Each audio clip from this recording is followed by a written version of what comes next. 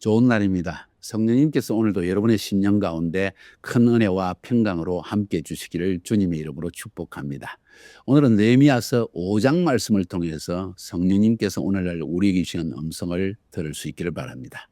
우리는 어제 4장을 통해서 마귀가 어떻게 안팎으로 하나님의 부르심을 받아서 행하는 하나님의 사람들에게 공격을 하는지에 대한 이야기를 살펴보았습니다. 외부적으로 산발락과 또비아를 통해서 비웃음을 막 하고 그래서 절망케 합니다. 나중에는 산발락과 또비아 그 이외 아라비아 사람 혹은 또 아시도 사람들 다 힘을 모아가지고 저들을 공격하자, 저들을 죽이자, 성벽을 파괴해버리자 하는 이야기를 합니다.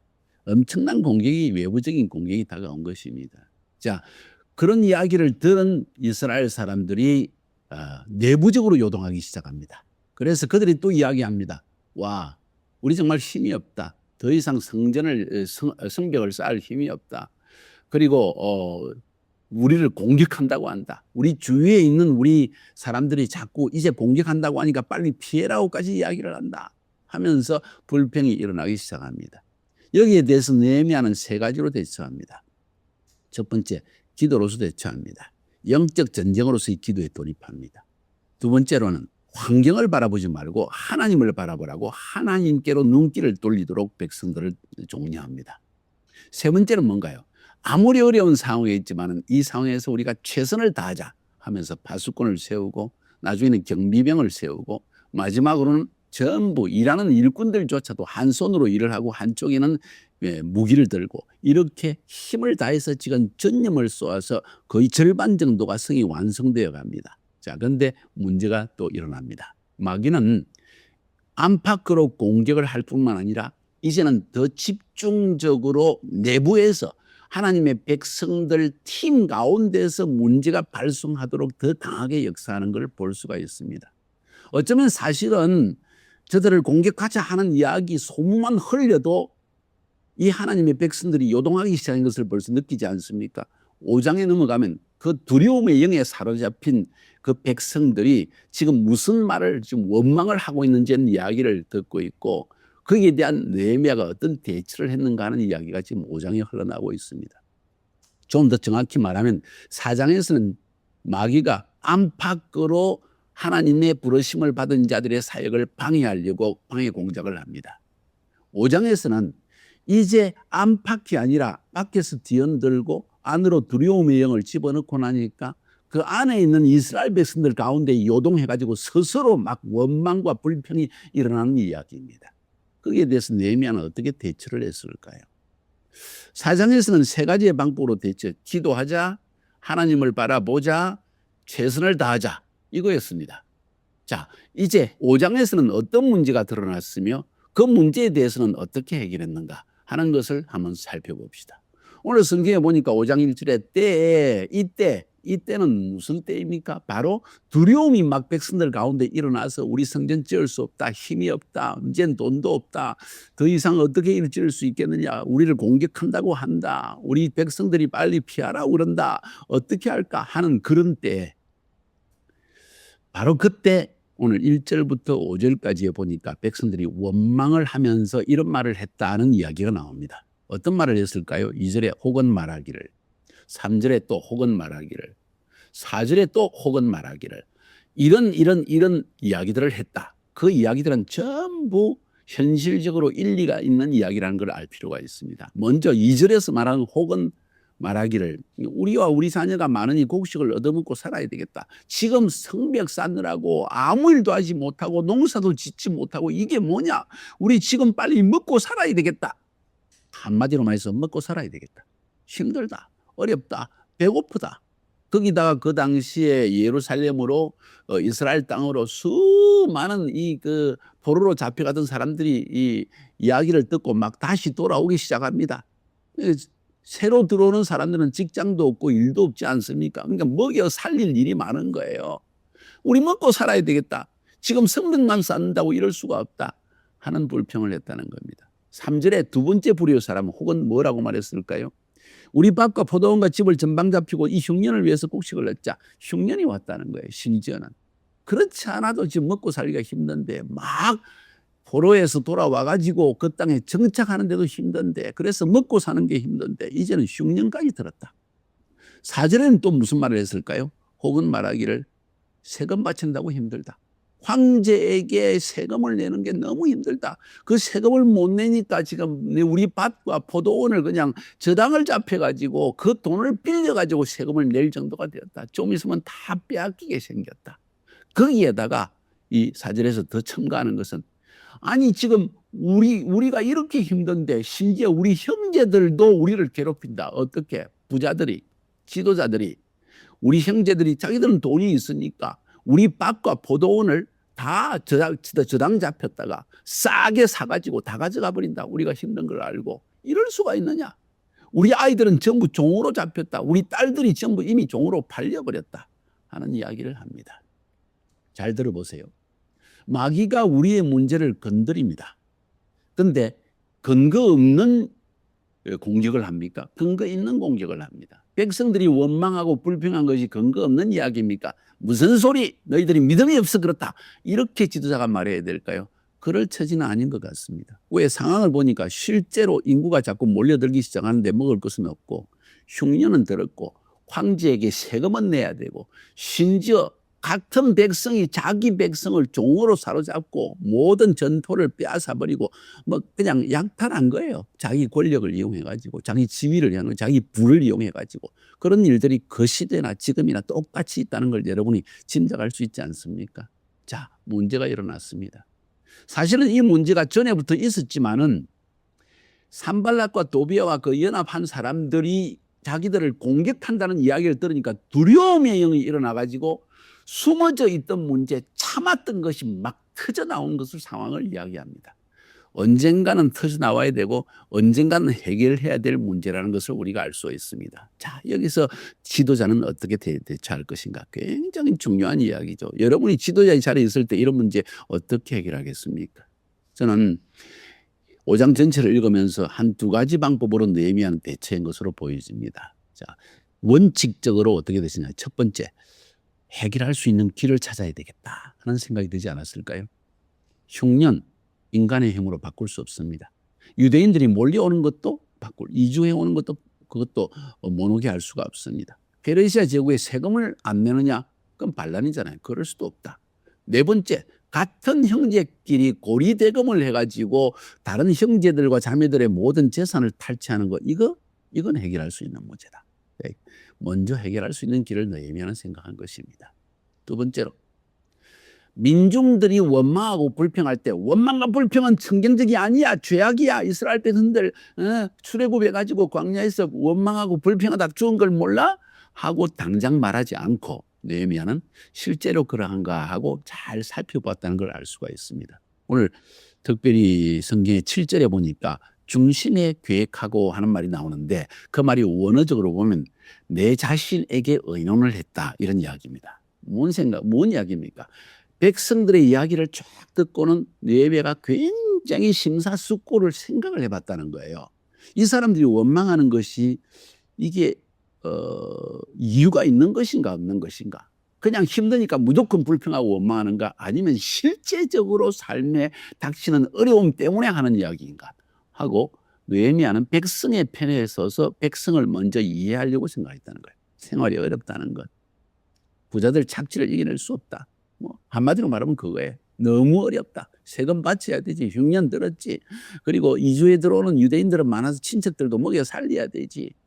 근데 거기다가 부자들의 착취 때문에 이 정신적으로 이것만은 못 이기겠다. 느헤미야가 딱 들어보니까 맞는 거예요. 이 느헤미야는 참 뛰어난 지도자입니다. 첫 번째로 어떻게 문제를 실제적으로 해결할 수 있는가 하는 걸 볼 때 흉년의 문제 해결할 수 없어요. 세금 문제도 해결할 수 없어요. 이주도 해 들어오는 사람들을 못 오게 할 수도 없어요. 그런데 같은 민족끼리 서로 고리대금을 해가지고 막 이렇게 재산을 탈취하는, 이건 안 되는 일이다. 이건 해결할 수 있다 하는 걸 착하는 겁니다. 그래서 중심에 계획하고 이 말은 자기 자신과 의논을 잘했다. 심사숙고했다는 것입니다. 리더의 중요한 특성이 나옵니다. 심사숙고, 상황을 정확히 파악하는 것.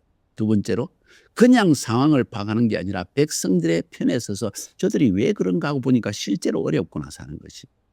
두 번째로 실제로 정신적으로 너무 힘들구나. 자기 백성들한테 갈취를 당한 건 참을 수가 없겠구나. 그래서 느헤미야는 이제는 문제 해결에 들어갑니다. 문제 해결 6절부터 13절까지 나옵니다. 백성들의 원망의 문제를 해결합니다. 이게 지도자의 태도입니다. 어떻게 해결했습니까? 먼저 귀인과 민장들, 부자들과 그리고 귀족들과 민장들, 민족의 지도자들, 이 사람들이 다 사실은 부자 아니에요? 자기의 권력을 이용해서 다 탈취하고 또 재산도 많고 이런 거예요. 다. 이 뭐 도시 기획도 다 알고 하니까 미리 투자하고 돈 다 벌고 이 사람들이 다 그렇게 하는 거죠. 어디서나 어느 때나 마찬가지입니다. 어느 민족이나 어느 나라에나. 그래서 그들을 먼저 부릅니다. 왜 먼저 부르는지 아세요? 그들의 생각을 먼저 타진해 보는 거예요. 그들을 먼저 깨뜨려 놓으면 그들과 문제를 해결하면 그다음에 전체 앞에서 이 문제 해결은 쉬워지는 거예요. 그래서 귀인들과 문장을 딱 불러고 먼저 민장들을 불러가지고 너희들 어떻게 형제에게 이렇게 이자까지 받으면서 괴롭히나. 성경적으로 율법적으로 맞지 않는 이야기다. 이렇게 이야기하니까 그들이 말귀를 알아들은 것 같아요. 그러니까 7절의 마지막에 저희 대회를 열었다. 전 백성들을 다 불러 모읍니다. 지금 성벽 건축하다가 힘든 게 있는데 문제가 생겼으니까 이 문제 빨리 해결하니까 이제 전체를 다 모읍니다. 그리고는 그 귀인들과 민장들을 꾸짖어 야단을 칩니다. 어떻게 해서 지금 바벨론의 포로로 잡혀간 우리 형제들을 겨우 끄집어내야만 너희 형제를 서로 팔려고 하느냐.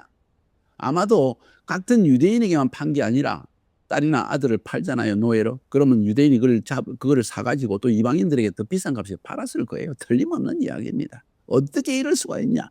그러니까 그들이 할 말이 없잖아요. 그죠? 율법을 어긴 일이니까. 형제를 팔아서는 안 된다고 율법에 적혀 있고 이자를 받아서도 안 된다고 적혀 있으니까. 그래서 옳지 못하다. 이방 사람들이 우리를 비방하는 것도 어찌한데 이게 우리가 하나님을 경외해야 되지 않을 것이냐. 우리 하나님을 경외하며 행할 것이 아니냐 이렇게 이야기합니다. 느헤미야가 이야기하기를 자기의 본을 자기의 예를 듭니다. 내 형제와 종자들도 나도 역시 돈과 곡식을 백성에게 빌려주지만은 이자 받기를 우리가 거치자. 자기도 받았는지 안 받았는지에 대한 이야기는 없습니다. 나와 내 형제들도 돈을 많이 빌려준다. 우리가 부유하니까. 그런데 우리 이자 받기 거치자. 나도 어쩌면 받았다는 이야기가 될 수도 있습니다. 혹은 자기들은 안 받았다는 말도 될 수 있습니다. 그런데 이자 받기는 거치자. 그래서 너희들 중에서 밭과 포도원과 집이며 거기에서 취한 바 돈이나 곡식이나 포도주나 기름에 100분의 1을 돌려보내라. 100분의 1은 얼마 안 되는데 왜 100분의 1밖에 한 10분의 1 혹은 절반은 돌려보내자. 이래야 된다고 나는 생각하는데 상황이 이유가 있을 것입니다. 아무튼 중요한 것은 느헤미야는 백성들에게 있는 이 문제, 배고픔의 문제를 해결해 주고 또 자기 민족 동포들에게 당하는 이 어려움, 정신적인 고통을 해결해 주는 문제를 느헤미야는 했다는 것입니다. 그러니까 다행스럽게도 이 귀인들과 민장이 당신이 말한 대로 하겠다. 그러니까 제사장들을 딱 불러가지고 정의를 세웁니다. 그리고 옷을 다 먼지를 떨어버리면서 만약 이 말대로 행치 않으면은 너희들의 재물이 전부 이렇게 다 떨어져 나가서 가난하게 될 것이다. 하니까 모두가 아멘 했다는 거예요. 그리고 하나님을 찬송했다. 이 말은 너무 기뻤다는 거예요. 느헤미야가 지도자가 실제적인 문제를 해결해주고 그들의 어려움을 가려움을 긁어줬다는 이야기입니다. 이게 리더입니다. 실제적인 리더입니다. 백성의 편에 서서 백성의 상황을 볼 수 아는 리더입니다. 이 리더 덕분에 다시 성벽 건축은 재건될 수 있었다는 이야기가 오늘 본문에 나오는 거예요. 위대한 리더십입니다. 나는 여러분에게 이런 리더십이 나타나기를 바랍니다. 그런데 그 뒤에 14절부터 19절까지에서는 더 중요한 느헤미야의 리더십에 대한 이야기가 나옵니다. 오늘 여기 느헤미야가 이런 이야기를 합니다. 나는 총독의 월급도 받지 않았다. 12년 동안 내가 총독 자리에 있지만 월급 받지 않았다. 왜? 총독의 월급이라는 것은 결국은 그 백성들의 세금을 걷어서 백성들이 황제에게도 세금을 내고 총독에게도 총독을 먹여 살리기 위한 세금을 내야 되니까 이중고에 시달린 걸 알기 때문에 느헤미야는 12년 동안 총독 자리에서 한 번도 월급 안 받았다. 이전 총독들은 너희들에게서 다 자기 먹고 살 거 뭐 필요한 거 전부 끌어냈지 않느냐. 자기의 자리를 특권을 이용해 가지고 이전 총독과는 다른 삶을 살았다. 또 거기에 그 다음에 또 하는 이야기가 자기 땅을 사지 않았다. 아마 그 당시에 부유한 사람들 지금도 마찬가지죠. 그들의 특징이 뭡니까? 아파트 몇십 채에서 가지고 있고 땅도 막 전국을 다니면서 사고 치부하는 거예요. 지금 백성들이 어떠냐 상관없습니다. 내 주위에 가난한 사람이 어떻게 내 형제가 어느 어려움을 당하느냐, 내 민족이 내 나라 경제가 어떻게 되냐 상관없습니다. 자기 땅을 사는데 나는 땅을 사지 않았다. 쉽게 말해서 치부하는데 부자 되는데 신경 쓰지 않았다. 내가 총독으로서 이 백성들을 살리는 일에만 관심을 썼다. 그런 이야기 아니에요.